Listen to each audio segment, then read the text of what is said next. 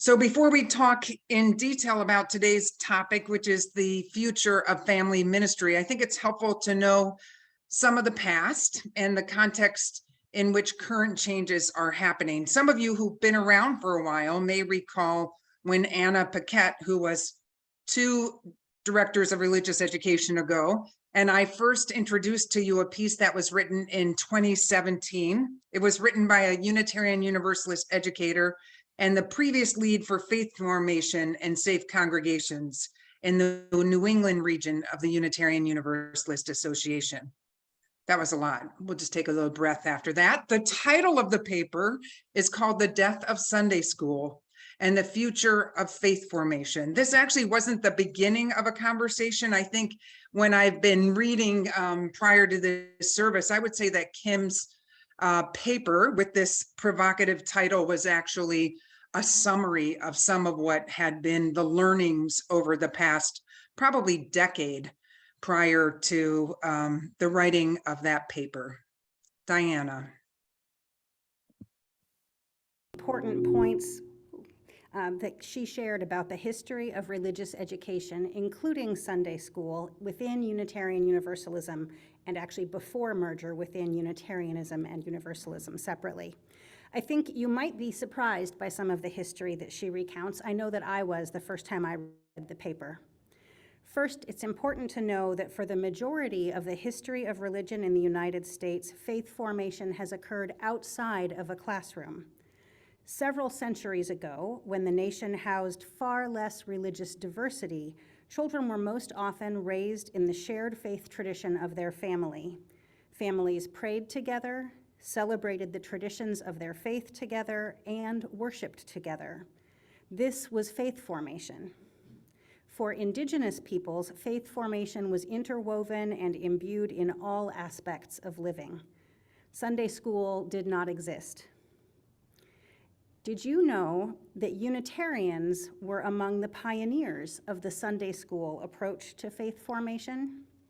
And would you have guessed that it only arose relatively recently in the span of our faith's history? Sweeney tells us that the American Unitarian Association, one of the precursors of the UUA, embraced graded curriculum, lessons designed for different age levels, a progressive innovation, in 1909 with its Beacon series. But by the 1930s, Unitarianism was in crisis. Membership had dropped to 50,228 in 1935, and the Christian Register, which was a Unitarian newsletter, reported widespread dissatisfaction with Unitarian Sunday school programs in 1930. It wasn't until the 1940s and 1950s that the Sunday school model we recognize today came to life.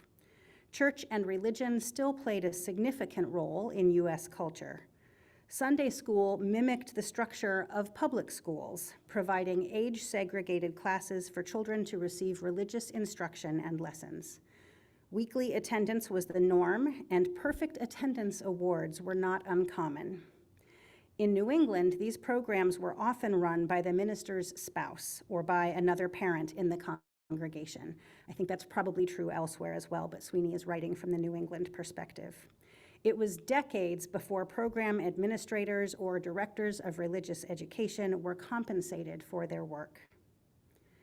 The 1960s and 70s ushered in an anti-establishment culture, with baby boomers rebelling against institutions, including church.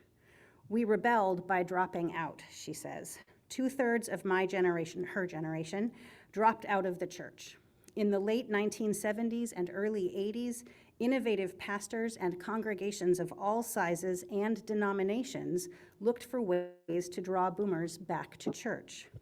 They began to create worship experiences based on the unique personality of the boomer generation.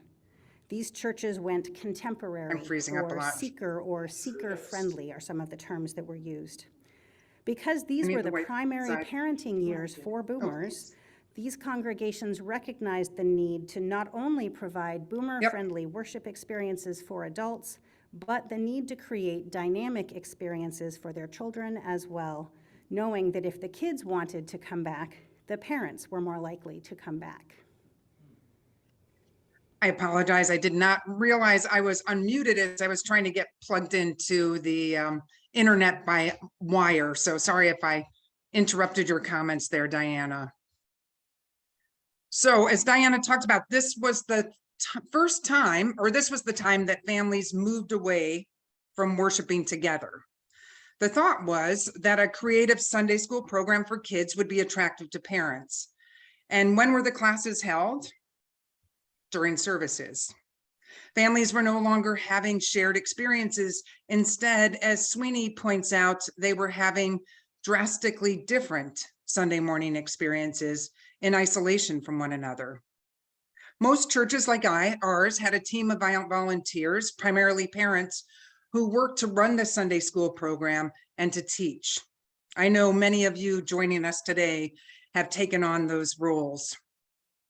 Some churches started excluding kids from worship at that time. The expectation that kids would be educated in the classroom and also through other activities, like there were these youth cons, which were overnight kind of conferences for kids that were both local and regional. Those were other opportunities for youth to learn together.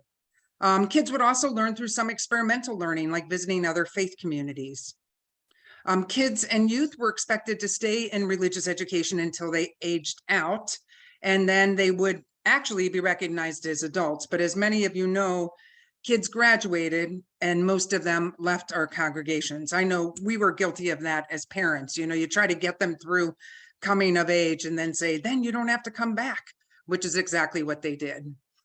Very few of these classroom experiences translated into people becoming Unitarian Universalists who were connected to church as young adults or even as adults, as we know from like the children of our congregations over the past 50 years. A lot of our kids, a lot of your kids are not church going anymore, and definitely not going to Unitarian Universalist churches. So Sweeney describes this as a time when the pendulum swung from one direction where congregations gathered as a single body, she calls that mixing, to the other direction where people were gathering by age or cohort, and she calls that huddling. I love that idea of a huddle. She and others that have pointed out that the long-term unintended consequence of this strategy was that we have this generation of young people who have no connection to their faith or the congregation outside of Sunday school. She says that the implicit message of this divergent approach was what happened in the sanctuary was for adults. It was framed as being boring and unappealing to children. In our Unitarian Universalist tradition, bridging out of the youth ministry program meant bridging out of the church.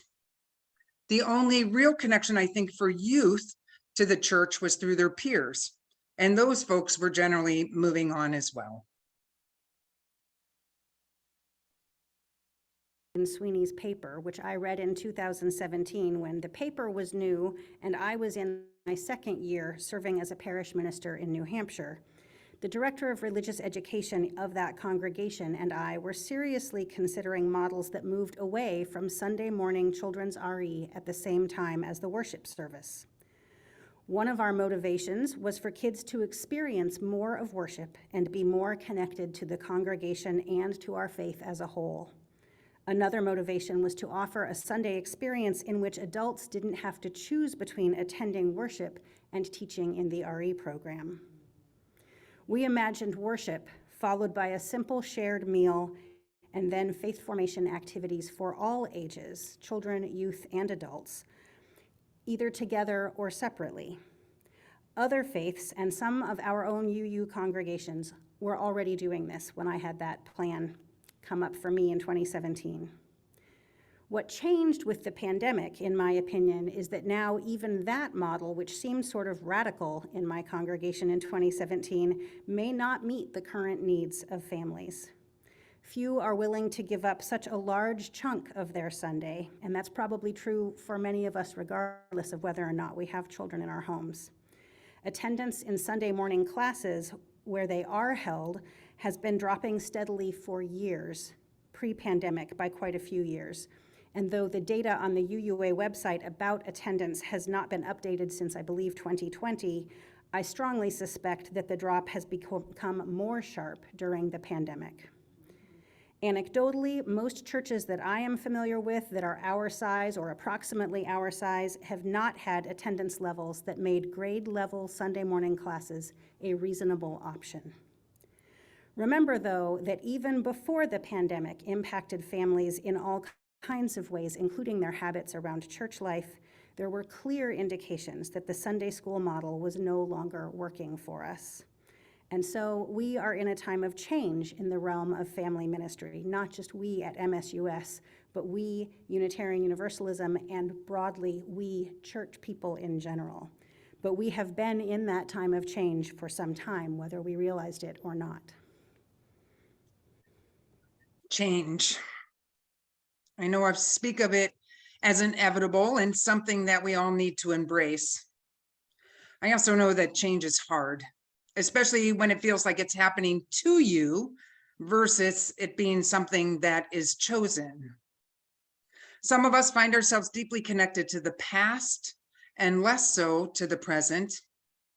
It's natural to think that recreation of the past is the best solution to these times and to the future. But like with so many things in our congregation and in the broader society, new knowledge and insight often has us look back and acknowledge that what feels so right in our memories may not be what is considered best practices today.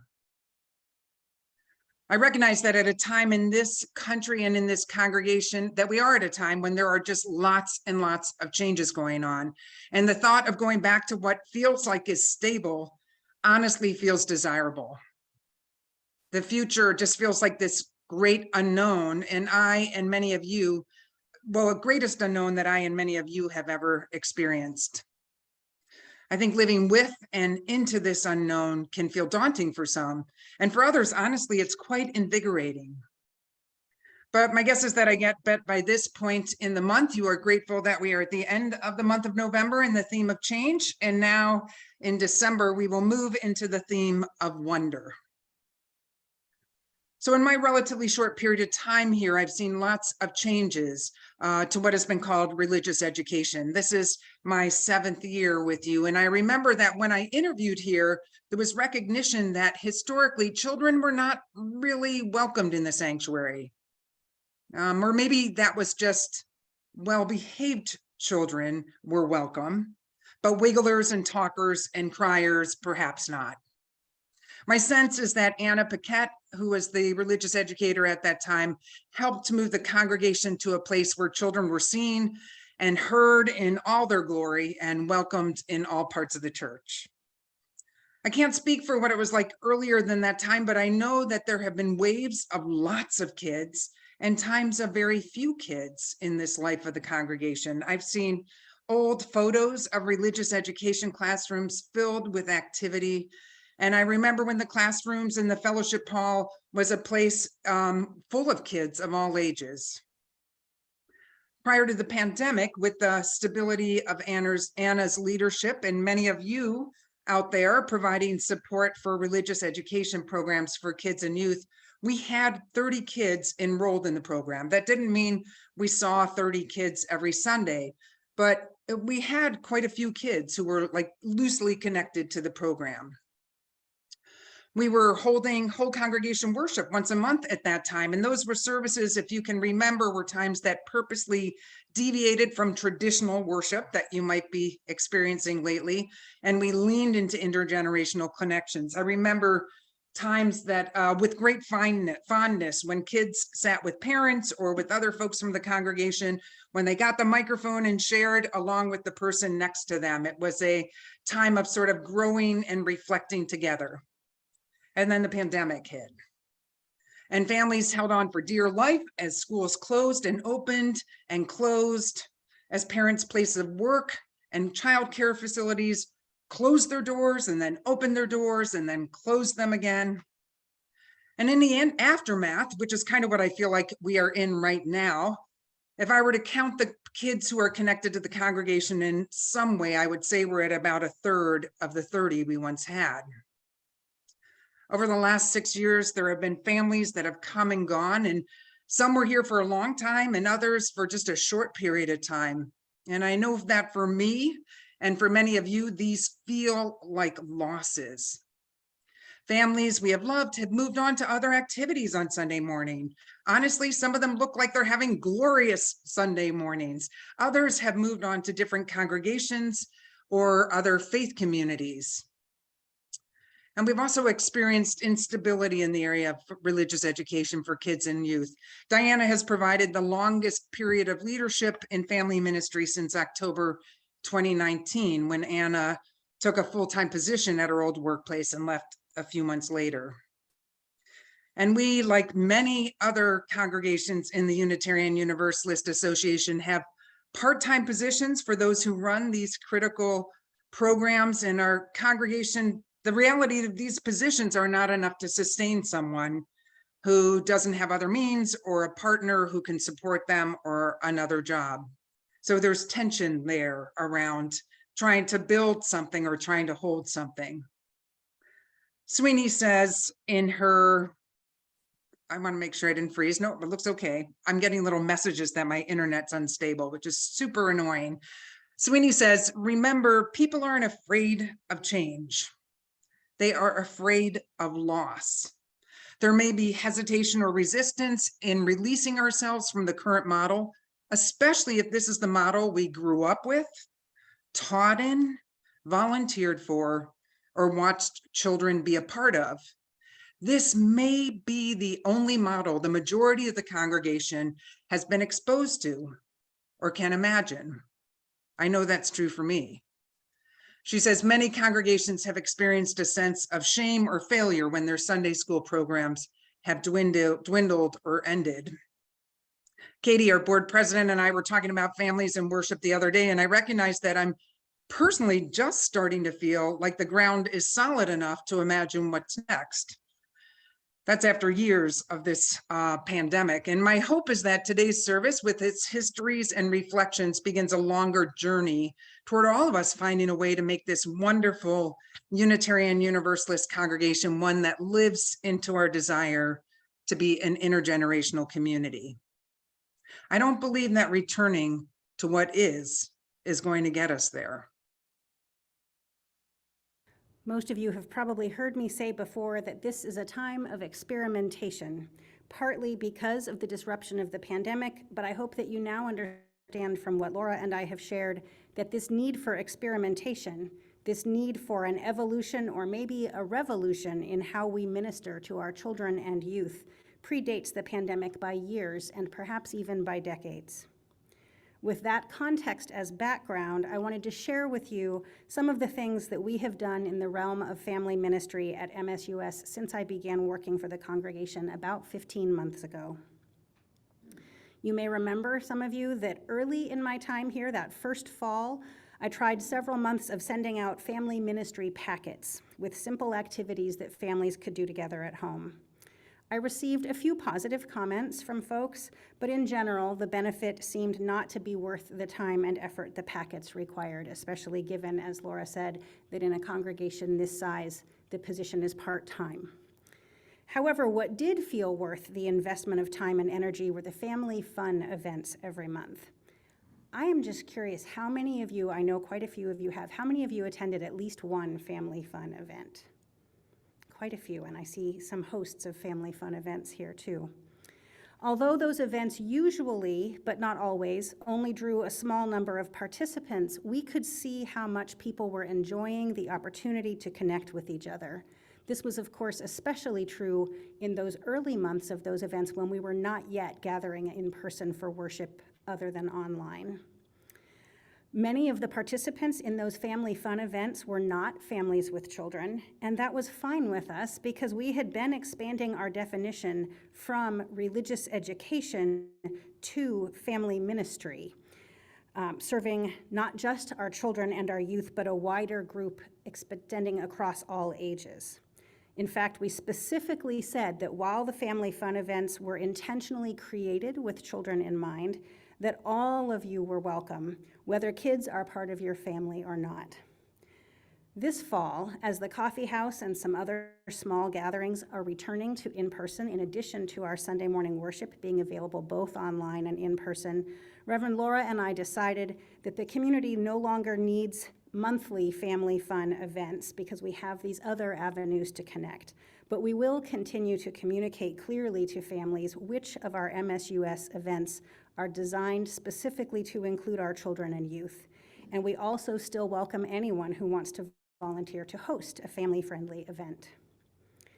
We continued all through the pandemic with monthly online meetings of the Moms Group that has been active at MSUS for many years, and I'm happy to report that the group has decided that we will soon resume gathering in person. We're still figuring out the exact logistics of that.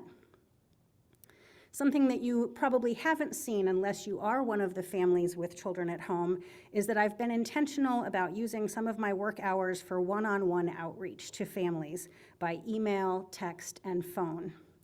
Sometimes this has led to me offering some kind of concrete help to a family that has a request. For example, one family asked me, could I help them find some Unitarian Universalist curriculum that they could use at home with their kids? And they told me what topics they wanted and what ages and grade levels their kids were, and I found them some things they could use. Most recently, my outreach to families has included interviewing approximately one family a month for the Family Spotlight feature that's online. It comes out in a Thursday update and then is also available on the website, and I hope you've all seen those. That's one of the ways that we're helping MSUS as a whole remain connected to the families with children, whether or not they attend worship on Sundays. That series will continue until all the families who are willing to be interviewed have been. So if you haven't been interviewed yet, you will hear from me if you're one of those families with kids. So keep watching for new interviews to be released approximately once a month. This fall, we did start our first formal curriculum since the pandemic began. It's the Coming of Age year-long curriculum for our high schoolers, led by Chad and Amy. A few weeks ago, I also started online sessions of the Parents as Spiritual Guides curriculum, and I have plans for an in-person intergenerational curriculum for adults and kids together in the spring. That one will not take place during worship the way that Coming of Age does, so that you won't have to choose between worship and that program. Last week, Chad used the metaphor of a choose-your-own-adventure book, which I remember from my childhood. And I think that idea of choose-your-own-adventure applies to family ministry too. That doing nothing is an option, but doing something, even something small, matters. There are programs that both Laura and I have done where we ended up with maybe just 2 people other than us participating. And profound ministry still happens in those times. So we know that measuring success by numbers is no longer, if it ever was, an accurate way of measuring the impact. Culturally, we have bought into the idea that numbers reflect our impact, but really, it's the experience of each person and the building of community. One current example of this for me is that we have 6 high school students participating in the Coming of Age program, and they are in the process of being paired with adult mentors who are not from their own family, which has many benefits for both the teens and the adults. I see a mentor nodding out there in the audience. And it also helps break down those barriers between age groups that Sweeney talked about in her paper. You can expect that there will continue to be change and experimentation, not just in the near future as we continue to adjust to pandemic-related changes in our lives, but because over the whole sweep of our religious history, Unitarian Universalists have been a people of change and innovation, including in family ministry, and I believe that that is one of our greatest strengths, something that we should lean into instead of avoiding or resisting. So I've been taking an online class on family ministry in order to deepen my understanding of what family ministry is and why many Unitarian Universalists see it as the way into the future. And this is a 6-week class, and there's religious educators, there's what are called lifespan directors, which is kind of a common title now for folks who do what's called religious education from birth until grave, practically. There's family minister directors, there's lay leaders, and there's ministers. We began the first week exploring the idea of family. Sounds pretty simple, but in that week's conversation, it was a great introduction to the complexity of how our current times and how the concept of something as basic as family continues to evolve. At the end of the second or the third class period, the facilitators asked each of us to say one word to express how we were feeling, and the responses were called out one by one in this order. I want to read them to you just so that if you are experiencing feelings, I want you to know there's a lot of universality going on right now. So these were the words that people called out after our class: tender, unsure, sad, anxious, perplexed, pensive, grateful, fortunate, grief, mixed up, overwhelmed, inspired, messy, motivated, hopeful, protective, discouraged, and wanting. So if you feel yourself feeling any of these feelings, just know that they are normal and that a lot of us are kind of coming to this period of time with those words echoing in our hearts. So one of the critical questions that they repeat week after week is, what if families are at the center of congregational life? I'll say it to you again. What if families are at the heart? Oh, I actually changed the word, the heart of congregational life. I think this is a very different question than what's been going through my mind and that I've heard from some of you recently. I think the questions that I've been mulling over is, how do we attract more families? Should we return to whole congregation worship even though we only have a handful of kids coming to services? Do we need to go back to our old models? And the questions I've heard from you tend to be, how do we get our families back? Or are families ever coming back? Or when are we going to have religious education classrooms? I think that none of those questions across the board are as challenging or as interesting to me as that question of, what if families are at the heart of congregational life? I've never experienced a congregation where I could say that families were at the heart of it. The congregations I've attended have basically been worship central. Other things connected to worship, like worship associate programs or choir or music or children's choir or rituals such as flower communion or merging of the water or solstice, child dedications, memorial services. I could continue on. Like, those were times where families felt more central, perhaps. But if you were an adult in the congregation that I've been part of, and you didn't have children, or your children were grown up and independent, you could actually be active in the church and barely acknowledge what went on in the basement or upstairs or down the hall behind closed doors where children and youth gathered for religious education with teachers and staff every Sunday during services. I think that our liberal faith is, one without dogmas or any required curriculum for kids and youth. And so this leaves us with a great deal of variety and ambiguity. I think, as Diana said, what's clear is that families are busier and less likely to attend church than in the past, and that the stresses on family are also profound. When I meet with the moms group, I'm always reminded about how all-consuming parenting is, especially when, and not exclusively, but a number of folks in that group have created single-parent households through divorce. So not only are they raising kids on their own during their period of time with the kids, but they're also navigating relationships with somebody they're no longer in a relationship with. So Kim Sweeney, I can return to her words again, as she said, we're in a rapidly evolving time. And remember, this was actually written in 2017. She had no idea what was coming. She said, we're in a rapidly evolving time, and it is mission critical that we empower one another to face this truth head on. The future of our faith is hanging in the balance. Our faith is asking us to move into a space of not knowing. An evolution of faith formation is the faithful response. We and I may not be able to fully imagine or visualize the future of faith formation. We may be confronted with experiments that don't go as planned. It's okay to experiment and not succeed. It's our power of expertise is actually gone. Commitment, courage, and the ingenuity of the congregation are all needed now during the time of this spiritual moment of our faith. So I do recognize that when this congregation moved to full-time ministry and increased the hours of the staff member connected to religious education, there was this expectation of growth. And what I've come to recognize is that no staff member or curriculum will guarantee growth.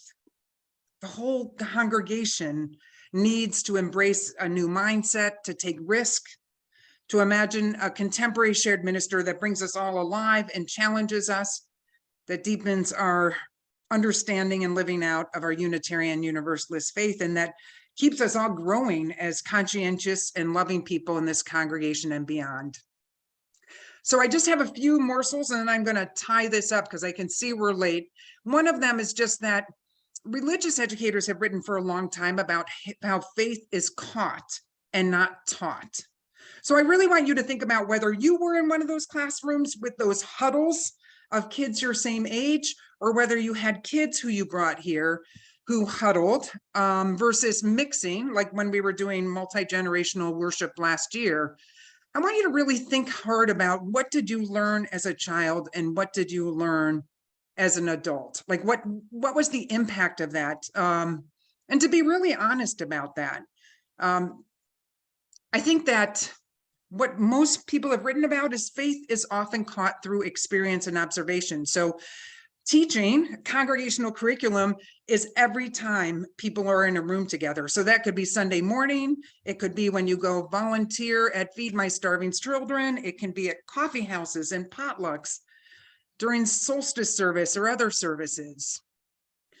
They really say that kids and youth need to hear us, the adults in their lives, grappling and speaking of our own faith journeys and how being a Unitarian Universalist informs our own lives, so that we adults, parents and non-parents alike, we can't give up on learning in order to give learning to kids alone, that we need to continue to grow. And we have to see ourselves as teachers as well. I actually have more to say, but I really do actually see our time is coming to an end. So what I'd love to propose is that we move into a congregational forum in January or February and dive a little deeper into some of the models we've heard about, even to sit back and do some deep reflection on our own religious education if we were part of a congregation growing up, and even to talk to our kids about their experiences of what we might call traditional religious education. I think that we as a congregation have to come together and just feel empowered as a unit, as a group of people who care about this faith, and in particular, care about this awesome community that gathers in so many ways, and how we can bring that joy and that relevance to each other and to other folks who we hope will join us in the future. I think that's where I'm going to end today, just so that we can have time to break and move into our important conversation about potentially changing the name of our congregation. The hymn I chose following our sermon, kind of joint homily perhaps, is one that feels really appropriate for right now. It's from singing, it's in the Teal hymnal 1003, and it's called Where Do We Come From? And the choir, bless your heart, they're going to sing it without Bruce accompanying them. So if you know the hymn and you're in person, please sing along with them. And if you're at home, hopefully you'll catch the drift of it by hearing the choir up at the microphone.